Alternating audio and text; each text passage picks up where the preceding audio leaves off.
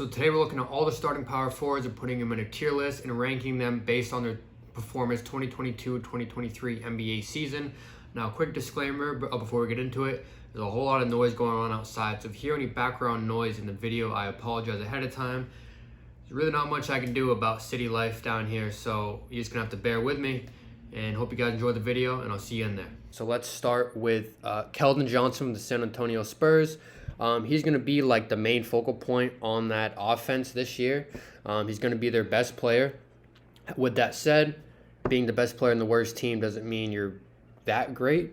But I do think he's going to have a big season, so I'm going to start with putting him in the B tier. Next, we have Marvin Bagley. Now, Marvin Bagley, to start his career, had a lot of downs. I'm not going to say ups and downs. He just had downs on the Sacramento Kings. And as soon as the worst franchise in NBA history traded Marvin Bagley away, he became a good player. Is that a coincidence? Definitely not. I think this year on the Pistons, starting at the 4 or the 5 for them, he can put up like 15 and 7, 15 and 8. So I'm going to put him in the B tier alongside Keldon Johnson. I think he's going to have a great year next season. I think B tier is pretty good for Marvin Bagley, and that's really good for him that he's now recovering his career now that he's out of Sacramento. Paolo Beccherò, I do this with all the rookies in these tier ranking videos. I'm just going to start him at C. He has opportunity to move up, opportunity to move down. Beccherò is the real deal. It appears. He had a great Summer League outing. Summer League doesn't really give you much. I don't take much from Summer League, and neither should you. But he has all the right attributes to be a great NBA player, and I think he's going to have a great rookie campaign and potentially take home Rookie of the Year. So that's why he's in the C tier. Al Horford plays for my favorite team, the Boston Celtics, of course. Where do I put Al Horford? I can't. He is going to be 1 year older, and his effectiveness on the court really comes in the playoffs. So the regular season is going to be probably mid, just because limited playing time makes sure he's healthy for the playoffs. I'm just going to put him at B. I know he can have some games where he looks like an A-tier player, but for the majority of his for his career, moving on out, he's just going to be a nice role player. So B tier is definitely fine for him. Harrison Barnes, I'm going to put him on the B tier as well. He is a great, pretty much 3 and D player for the Kings. He's still on the Kings, and hopefully, the Kings can have a wonderful season and make the play-in. That would be absolutely insane for them. Okay, now I'm just shitting on the Kings. I'm gonna scale back a little bit. But Harrison Barnes, always gonna be a solid player. He can fit on any team in the league. He's gonna be the starting power forward for the Sacramento Kings this upcoming season. Jared Vanderbilt, recently traded to Utah in the Rudy Gobert trade. Again, he's an awesome, versatile wing. You can play him at the 4, play him at the 3, play some small ball center if you want. His defense is really where he makes the impact on the court. Offense, still kind of wishy-washy sometimes. Has a little bit of a mid-range, a little bit of a 3. He's not great at anything on offense. He's just good. So I think B tier for him, honestly, too. And looking at this list, I think I might need to add on a B tier because there's a lot of B tier power forwards, in my opinion. Jabari Smith didn't have the great, hear that out there? Yeah, that's what I'm listening to since 7 in the morning. Anyways, I'm moving on from that. Jabari Smith, he had a pretty lackluster summer league. He came in as a prospect who had a very good jump shot, which he did shoot well in the summer league on catch and shoots. But that's really all his offense showed in the summer league, and you should be putting on your better performance, at least working on some skills you need to work on. And I didn't really see any of that in summer league, but again, I think he's going to be fine this year. He could, jump up and be a Rookie of the Year running, but it's very underwhelming at this point in his career. Again, it's way too early to make any type of assumptions, so we're just going to put him at the C tier as well. Draymond's interesting because his counting stats are not even better than any of these guys, but we know who Draymond is. We know what he does in basketball court. We know his effectiveness. We know he doesn't deserve the max contract extension he wants. That's pretty clear. But with that said, would you take Draymond to be in your team to win championships? Absolutely. So A tier. He's one of the more unique players the NBA's ever seen. Like, just for example, I put him on the A tier, and he averaged like 7, 7, and 7 last season. Not outstanding stats, but his effectiveness on the court goes way beyond the counting stats. Darius Bazley. I thought last year he was going to make a really big jump, and my hype for Darius Bazley kind of died down. So I think C tier would be fine for him. I'm hoping he steps up to the B tier range, especially now that Chet Holmgren's out for the season. He's going to get more run at the 5, at the 4, at the 3. Again, he's in a very versatile wing who could play the 5 sometimes, but mainly he's like a 4 spot. If he can develop a consistent three-point shot, he's definitely going to be in a lot better position to be a very impactful player. Moving on to Jaden Smith. I knew this guy was. He had a very interesting start to his career in Phoenix. He kind of got drafted at the wrong time. I think his rookie year is the year they went to the finals, or maybe the year before that. But with that said, since he's been traded to Indiana, was it last trade deadline? He's put up really good numbers. And looking at their lineup, if they keep Miles Turner, they're probably going to run him at the 4. If they trade Turner, he's probably going to run the 5. But he can stretch out, hit the 3 pretty consistently. Still kind of doesn't really know where to stand on offense sometimes, but great floor spacer, can finish at the rim, a pretty good offensive talent, needs to improve defensively, but all in all, a pretty solid player. And I think next year is going to have a big year, especially with Tyrese Haliburton.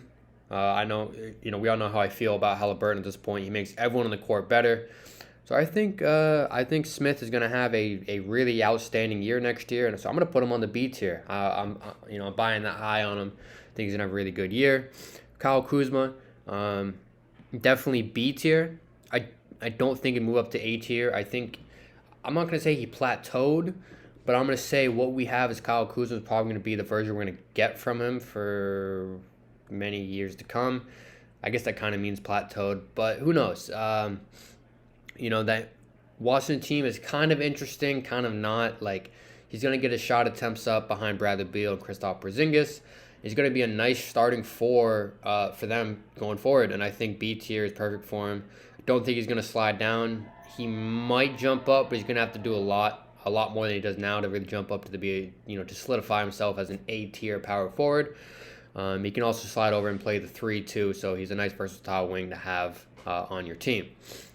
Anthony Davis, when he's healthy and motivated to play basketball, he's an S tier player for sure. There's no debate about it.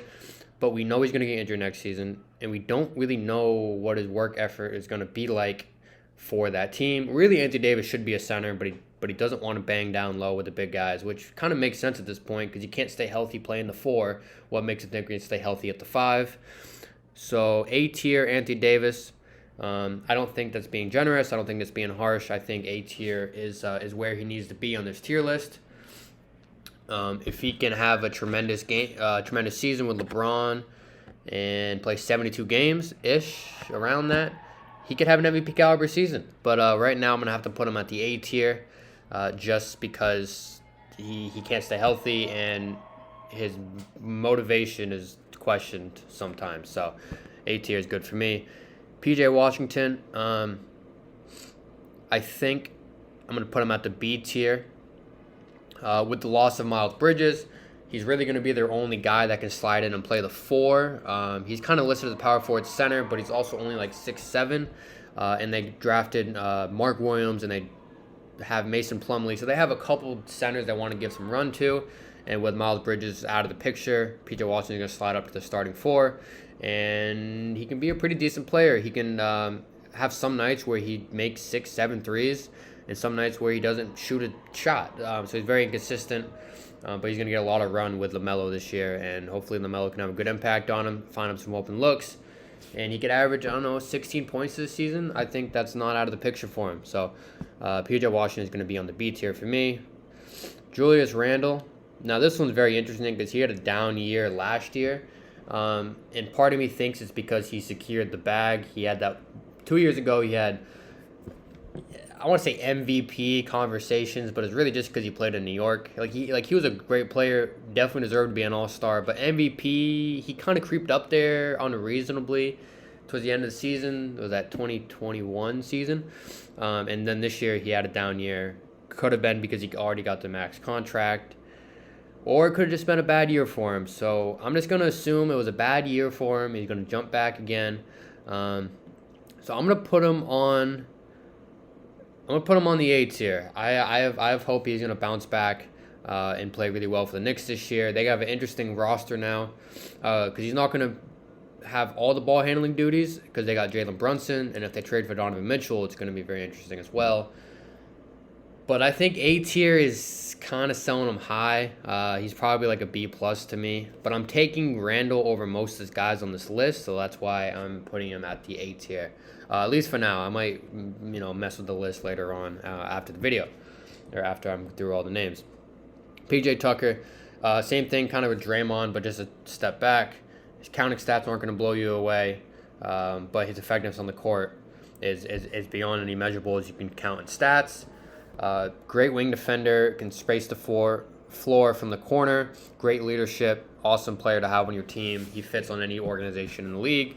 And right there with Philadelphia, they're going to have a damn good team next year. So I think B tier for PJ Tucker is very, very reasonable. Next is Patrick Williams. Am I the only one that's not buying all the hype on Patrick Williams? Like, I know he can be a good defensive player, or he is a good defensive player. But I think he's just going to be like a 3-and-D player for his career. I haven't really seen much more than his defense and then his occasional three-point shot that still needs developing. I'm really not too high on him, but I'm still putting him at the B tier because I think his defense can completely change a defense of like a starting lineup. You throw him in there at the 4 with Zach LaVine, DeRozan, and Vooch, who are kind of below average defenders. I think he can really help bring that team's overall defense way up. And with a team like that, that's very impactful for a player like Patrick Williams. He doesn't really necessarily need to score the ball a whole lot with Lonzo, Zach, DeMar, Vooch, and Kobe White. So B tier, I think, is pretty good for him. Kind of on the low side of the B tier. I kind of wish they cashed in on him a year ago and traded him. But now they have him, and it looks like he's going to be a Bull for this upcoming season. So B tier is good for him. Jeramy Grant, I realize I'm definitely going to need to make my B tier. I'm going to need to do some adjusting or something because I'm favoriting the B tier in this video for sure. Jeramy Grant, I'll put him on the B tier. I mean, he had one good year for the Pistons where he was the main focal point, kind of shot inefficiently. But all in all, he's going to be a good 3-and-D wing for the Blazers team. It's something that the Blazers desperately needed for a long time, and now they finally got him. Does he turn the needle for them? Not really. I think the Blazers are going to be a play-in-ish team. So his effectiveness on the Blazers team isn't going to be much different, but he's still going to be a very solid player. Can create his own shot. But then can also step back and be a role player when it's needed to, because he's also playing with 2 ball-dominant players in Anthony Simons and Damian Lillard. So I think his shot creation that we saw in Detroit is going to go away, but his role that he played in Denver at a higher volume is going to be where he's going to find his niche, and that's a B-tier player in itself. So that's where I have Jeramy Grant. Nicolas Batum, I'm gonna put him on the C tier. He's a great 3-and-D player for the Clippers, but he does that. His defense is still average. His 3-point shooting is really good, but I don't think I'm taking him above most of these guys on the top of this list. So C tier is where I'm gonna have to lie OG Anunoby. Nicolas Batum. I literally forgot his name for a second. OG Anunoby, same thing with pretty much Grant Williams. Jeramy Grant. I'm confusing everyone's name in this video. OG Anunoby. Hopefully he can make that step. If OG Anunoby can make that step to be like an A-tier type player, put up like 22 a game, that Raptors team is going to be a problem with Freddie and Scotty Barnes. But I feel like every year we're like waiting for OG to make that huge jump in on all-star status or all-star caliber player. But he's making very, very subtle jumps every single season. So that, expect him to explode on the scene and become an A-tier type player is kind of unrealistic in my opinion. He could very well do it, but just the jumps he's made currently, they're kind of slow progressing moves. So I have him on the B tier. So Max Strus for the Miami Heat. Now, this one was interesting because no one really knows who their starting four is going to be. Some sites said Jimmy Butler, but I put Jimmy Butler in my small forward videos because that's, I think, where he's most effective, is kind of like a dominant ball handler 3. So I didn't really like putting him at the 4. I think the 4 on that Heat team should be like a spacing shooter. So that's why I have Max Strus, and I think they're going to start Tyler Hero this year. So then that bumps Strus from the 2 guard down to the 4 because Butler is still going to be at the 3. So Max Strus is going to be their starting 4. At least in my eyes, they could, I don't know. I really don't know what they're planning on doing at that 4 position. So Max Strus is the guy for me. So I'm going to put him on the B tier as well. Very, very solid defender, above average for sure. Great three-point shooter. I remember him hitting some clutch shots in Game 7 versus Celtics. That had me nervous. I wish I had him on my team because he's a great player that could fit anywhere. Just tremendous talent, and B tier is definitely where he needs to be. Zion Williamson, I know the injury history. I know kind of his weight issue, but appears he's looking slim this summer and looking like he's in shape. So I'm going to put him in the A tier for sure. I don't want to give him the S tier yet just because of the injury history. But all in all, did y'all believe the Zion overweight issue that was going on last season? Because I thought they blew it out of proportion. I thought he was always kind of overweight for basketball players, but the way the media portrayed him was he was large, large. I never thought he actually looked that big. I mean, he looked like he always did, in my opinion. And now he's looking even slimmer. So I think he's having a tremendous year. Could have put up 30 points a game. Could move up to the S tier. But again, he's had a couple major lower leg injuries now. Or I guess semi-major. No ACLs or Achilles or anything like that. But he had semi-major low leg injuries. So I'm just going to pump the brakes just a little bit and put him on the A tier alongside these guys here. John Collins is another B tier guy for me. So what we're gonna do is stack him here. Yeah, we're just gonna put him there. This I didn't plan this video to be that many B. Just the power forward's a good position to have, but you don't really necessarily need to be one of your main guys. I don't know. Maybe just the way this video's working out, in my opinion, on basketball. But yeah, John Collins, there's really not much to be said. Plays with Trae Young. Trae Young sets him up nice. He can spot out, shoot the 3. He can block some shots. He can catch lobs. Thinks he's better than he is. But all in all, still a good player. Ben Simmons. I'm going to put Ben Simmons on the B tier. Just because we really don't know what he's going to be. He could break out to be an all-star again this year. Or he could also just not. That's just what it is. He could bounce back, have a tremendous year, or he could not have a good year. It's really you really don't know, because you don't know what his health's looking like. You don't know how his back's feeling. You don't know how he's feeling mentally. You don't know if the jump shot's gotten any better. There's too many question marks on Ben Simmons to really know who he's gonna be. But just in his defense alone and his playmaking is through the roof. So that's B tier caliber player to me.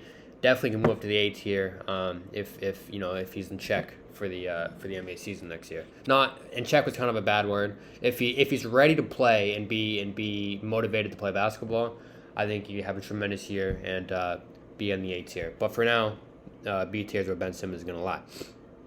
Aaron Gordon. Does anyone else not like Aaron Gordon's game? Because I don't. I think he's not this above average defender that people listed him as when he was traded to Denver. At least in my opinion. 3-point shot is inconsistent. He played like ass in the playoffs. All he really did was get his buckets on backdoor cuts from Jokic. So in that case, I'm putting him on the C tier list. People might hate me for that. I could be sleeping on Aaron Gordon. I really don't know much about him, honestly. Besides, I wanted the Celtics to draft him ahead of Marcus Smart 10 years ago, it seems like. But other than that, C tier for me on Aaron Gordon because I think Jokic pretty much makes his offense. So, yeah, that's pretty much what I got. Christian Wood, y'all may hate me for saying this, but I think he's going to be an A-tier player next year. It feels weird having him up there, though. But playing alongside Luka Doncic, and he has the entire offensive package. I mean, he can dribble and pull up for the three. He can catch and shoot from three, mid-range, finish at the basket, a little bit of a post game. Like, he got the whole offensive package. And playing with Luka Doncic, who's going to attract three guys any given time, he goes to the basket. That's going to be a wide-open bucket for Christian Wood every time down the floor. I think he can average 23, 24 points next season. So, A-tier list for me. Giannis, let's get out of the way. S tier, really not much to say about that. We know who Giannis is, arguably the greatest player in the game right now. Well on his way to be one of the NBA GOATs. He's going to have a tremendous year next year, like every other year, bearing some major injury. Yeah, that's S tier for him. Evan Mobley, A tier. His offense may not be standout, electric, exciting. He may only average 20, which is still an incredible number. But his defense, he could win Defensive Player of the Year. And if you're Defensive Player of the Year and you're giving him 20, and your team's winning games, which I think the Cavs are going to be very, very good next season, that's A-tier quality to me. Mobley is that guy. He's that cornerstone piece moving forward for them, and I think he's going to have a great, great year alongside Darius Garland and Jarrett Allen. Jaren Jackson Jr., is this the year that he makes the jump? He is coming off another leg surgery, knee surgery, so I don't know. So we're going to put him on the B tier. That's where Jaren Jackson's going to lay. He's not going to be playing until like January, I think. It's going to be a while before we see him again. So you really don't know. And big man and leg surgeries and injuries is never a good sign. So his health issues, I don't know how he's going to come back from it. So B tier is good for him. But when he's playing healthy and his offense is clicking, he's an A tier type player. He can get you 5 blocks. He can get you 20 points. He can stretch out and hit 4 or 5 threes in a game. Like he's that guy offensively, and defensively his only issue is fouling too much. But definitely in the future, if he can stay healthy, he's definitely a tier quality player. Jae Crowder. I'm gonna put Jae Crowder on the C tier. Mainly because I don't know, he's kind of on the low end of all these guys here. He's a great 3-and-D wing, great leadership. He doesn't have defensive impact as like a PJ Tucker or Patrick Williams, and his offense isn't quite molded like all these guys up here. And plus, I'm running out of room in the B tier. I'm actually out of room in the B tier, so C tier is where he's going to lay. And Karl-Anthony Towns is going to be on the A tier. It's gonna be interesting playing beside Rudy Gobert. I think he'll be fine. Like, I'm fairly certain he's going to be fine playing the 4 spot. And yes, I have Cat listed as a 4 because he's absolutely playing the power forward position for the Timberwolves next season. There's no question about it. Unless Rudy Gobert goes down with a season-ending injury, Towns will start the game, every single game, at the power forward. So I'm listing him as the power forward now for the 2023 NBA season. So that is my list. It's kind of grouped together like other list. I had, the point guards. I had Steph at S, but I also had Ja, Trey, and Luka because they're kind of there with him. Like, Steph's obviously better than those guys, but they're right kind of on his tail. And here, I don't really... Zion, maybe, but my only concern is just the injury with his leg or with his knee. And then Towns, they still could... That Twin Tower experiment has potential to go wrong. That's why I have him at the A tier. Anthony Davis, injuries, motivation. That's why I'm at the A tier. There's really no D tier power forward in my opinion. Like, I think because this is a really weird list. This is weird. Like, there's Giannis and there's everybody else pretty much besides there's Giannis A tier and then like everybody else. So that's kind of how this list broke down to be. Hope you guys enjoyed the video. If you did, like and subscribe, much appreciated. We're doing really well this week, so let's keep that going, and I'll see y'all in the next video.